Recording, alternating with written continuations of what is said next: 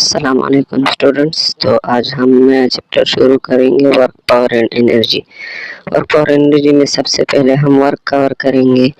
Work को हम define करते हैं, the dot product of force and displacement is called work. Work जहाँ भी होता है, वर्क के साथ चेंज इन एनर्जी एसोसिएटेड होती है, तो work is equal to change in energy.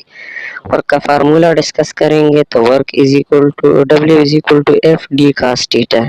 F is force, D is displacement. Displacement या वर्क के डायरेक्शन में होगा, इसके कंपोनेंट के डायरेक्शन में, और theta angle between force and displacement है।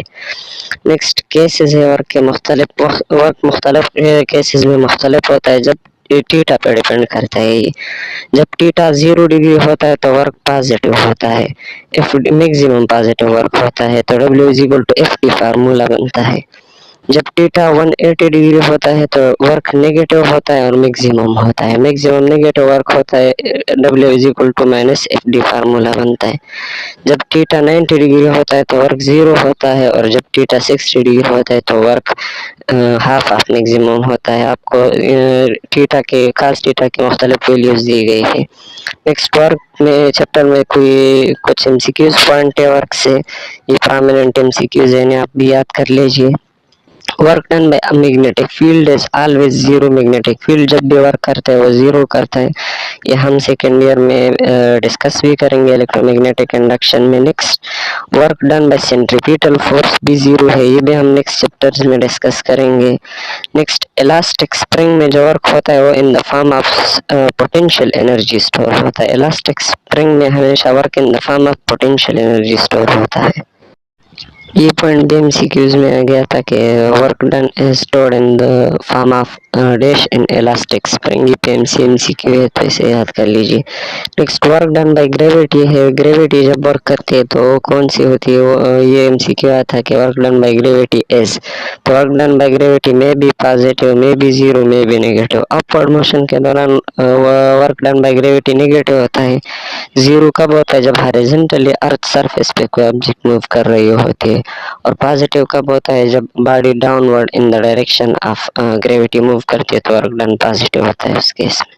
नेक्स्ट वर्क डन की कुछ और टाइप्स है जिन्हें हम अदर चैप्टर्स में डिटेल के साथ पढ़ेंगे, लेकिन यहाँ थोड़ा सा शॉर्टली पढ़ लेते हैं। पहला सबसे पहले टाइप का वर्क होता है थर्मोडायनामिक वर्क। थर्मोडायनामिक्स चैप्टर में हम इसे डिटेल के साथ पढ़ेंगे। W is equal to F into delta V होता है, where F is force and delta V is change in volume.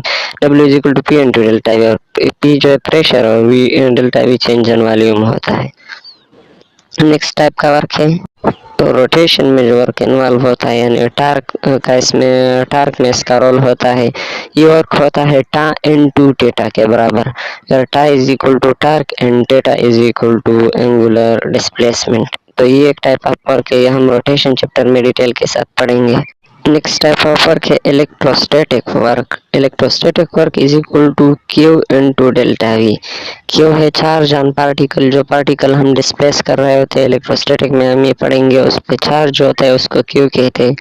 और ये जो डेल्टा वी है, ये चेंज इन वोल्टेज यानी पोटेंशियल डिफरेंस डिनोट कर रही होती है। तो ये वर्क हम इलेक्ट्रोस्टैटिक में डिटेल के साथ पढ़ेंगे।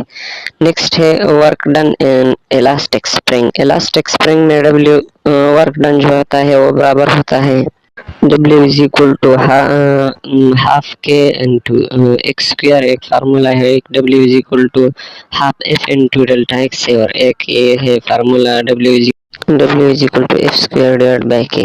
ये एफ जो है ये फोर्स होता है, डेल्टा एक्स जो है दोनों फार्मूले में ये change and displacement, change and length है, डिस्प्लेसमेंट कहते हैं, चेंज एंड लेंथ कहते हैं। हम स्प्रिंग को स्ट्रेच करते हैं तो उसके लेंथ में चेंज आती है, उस चेंज को ही कहते हैं। और ये है जो ये है, ये स्टिफनेस ऑफ स्प्रिंग है, यानी स्प्रिंग कितना स्टिफ है, कितना टफ है, और इसे हम स्प्रिंग कांस्टेंट भी कहते हैं।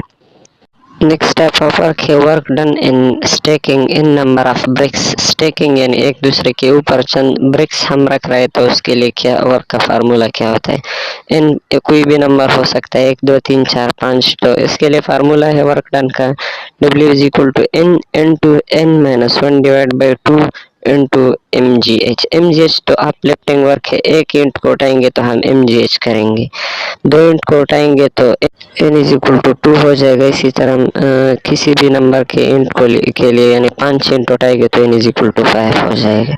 अभी तक ही हमने जितने भी वर्क्स पढ़े हैं ये work done by constant force होते हैं, और अगर work done by variable force मालूम करना है हमने, यानी फोर्स है वो पहले कुछ और है पर वैल्यू उसकी बदल रही है मुख्तलिफ डिस्प्लेसमेंट्स के लिए, तो उस फोर्स की ऐसे फोर्स को हम वेरिएबल फोर्स कहते हैं। ऐसे फोर्स को कैलकुलेट करने के लिए हम उसको छोटे छोटे हिस्सों में डिवाइड करते हैं वर्क को, ऐसे वर्क को, और फिर उन छोटे हिस्सों को ऐड करके हम एक समेशन वर्क निकालते हैं। ये आपके सामने दिया हुआ है कि W समेशन वर्क जो है, टोटल वर्क जो है वो W is equal to W1 plus W2 plus W3।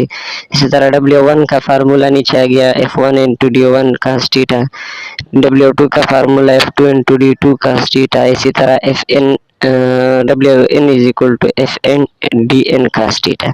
ये हमने नीचे समेशन फॉर्म इसके लिए शॉर्टकट फॉर्म ऐसा लिखता है कि summation where I is equal to 1 और N is equal to any number, ये समेशन फॉर्म में हम शॉर्ट इसके लिए लिखते हैं।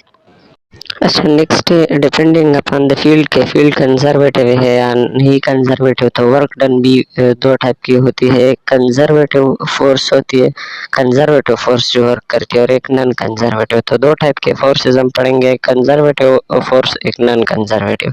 कंजर्वेटिव वर्क होता है जो पाथ फॉलोड पे डिपेंड करती है कि कौन से पाथ फॉलो करके ये वर्क हो रही है, तो ऐसे वर्क को हम कंजर्वेटिव वर्क कहते हैं, इसकी फोर्स को कंजर्वेटिव फोर्स। ये पाथ फॉलो पे इंडिपेंडेंट होती है, सॉरी इंडिपेंडेंट होती है पाथ फॉलो तो कंजर्वेटिव होती है। दूसरी इस पे क्लोज पाथ में ये वर्क हमेशा जीरो होती है, यानी एक बॉडी को हमने ए से बी तक मूव किया, बी से सी तक मूव किया और सी से वापस ए तक, तो क्लोज लूप बन गया। क्लोज लूप में हमेशा जीरो होता है। नेक्स्ट, इसी टाइप के वर्क के लिए हम पोटेंशियल एनर्जी डिफाइन करते हैं जो कंजर्वेटिव होती है। जो नॉन, ये दोनों शर्त जो फॉलो करेगी वो कंजर्वेटिव होगी, और इसी के लिए हम पोटेंशियल एनर्जी डिफाइन करते हैं। जो नॉन कंजर्वेटिव वर्क है उनके लिए हम पोटेंशियल एनर्जी को नहीं डिफाइन करते। नॉन कंजर्वेटिव वर्क आप देख सकते हैं कि पाथ फॉलोड पे डिपेंड करती है, ये क्लोज पाथ में भी जीरो नहीं होती, और ये इसके लिए हम पोटेंशियल एनर्जी नहीं डिफाइन करते। दूसरा एग्जांपल है कंजर्वेटिव वर्क के, कंजर्वेटिव फोर्सेस के example electric force, magnetic force होता है, इलेक्ट्रोस्टैटिक फोर्स होता है, मैग्नेटिक फोर्स होता है, ग्रेविटेशनल फोर्स या इलास्टिक स्प्रिंग में जो हम फोर्स अप्लाई कर रहे होते हैं वो इलास्टिक वो कंजर्वेटिव फोर्सेस है।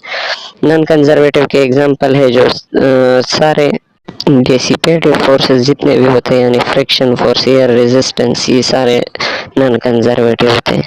अदर एग्जांपल है रॉकेट प्रोपल्जन फोर्स, जो रॉकेट प्रोपल्जन में जो रॉकेट में फोर्स लगती है वो भी नॉन कंजर्वेटिव होती है, और टेंशन में जो फोर्स लगती है वो भी नॉन कंजर्वेटिव होती है। ये कंजर्वेटिव और नॉन कंजर्वेटिव एग्जांपल के पॉइंट ऑफ व्यू से बहुत इंपॉर्टेंट है, इनसे रिपीटेडली इनसे एमसीक्यूज आते हैं इनको कि which of the following are conservative forces, which of the following are non conservative forces. तो आपने इन एग्जांपल को स्पेशली याद करना है। Thanks for watching. इंशाल्लाह नेक्स्ट लेक्चर जल्द आपके पास ले आएंगे, उसमें हम एनर्जी टॉपिक कर लेंगे। थैंक्स।